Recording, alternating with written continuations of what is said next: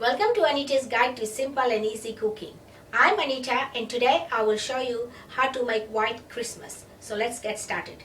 To make my white Christmas, I've got here 3 cups of rice bubbles, 1 cup of milk powder which is full cream. I've got here 100 grams of mixed glazed cherries, or which is equivalent to half a cup. I've coated it all up.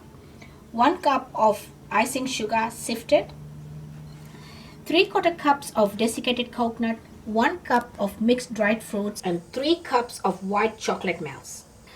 And also you'll need a baking tray. Line it with baking paper, but before you line it with the baking paper, spray it with the spray oil and then some on the top, so once it sets, it's easy to come out and we can slice it into pieces. What we're gonna do first is take a microwave safe bowl and we're gonna put our chocolate for 1 minute in the microwave. We'll bring it out and we'll mix it up and then we'll put again and see, because chocolate will hold its shape even though it's nice and melted. So we'll put it for 1 minute and I'll be back. My chocolate has been in the microwave for 1 minute. I'm just going to give it a mix, and if you can have a look, in the bottom it's melted, but it still needs to go back again. So I'm going to give it a further 1 minute. My chocolate is out of the microwave now.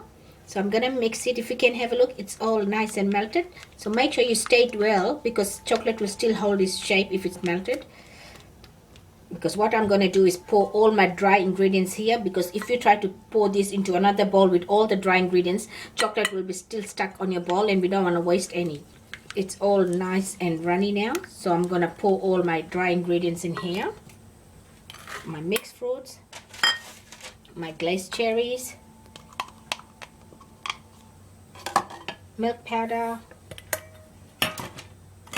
desiccated coconut,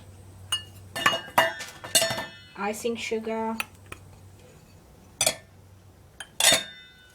and my rice bubbles. You can also make this, if you don't want to use white chocolate, you can also use copha, 250 grams, but I don't like the taste of copha, so that's why I decided to use white chocolate. And make sure you mix well to combine. Make sure everything is combined well, and we're gonna pour this into our baking tray and press it well. What I do is I always use a cling wrap or plastic wrap to help me press it in nice and firmly. So I'm just gonna go and grab a plastic wrap.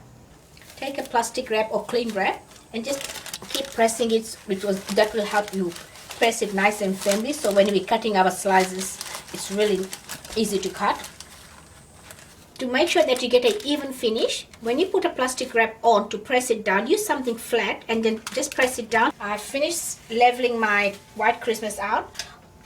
What I'm gonna do is put a clean glad wrap on, or clean wrap, and then pop it in the fridge till it gets nice and set. At least allow half an hour to 1 hour, and then we'll cut it up into pieces.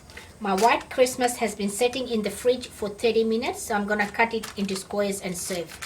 So by using a baking paper, how easily you can get it out of the baking tray, which will make it easier to cut.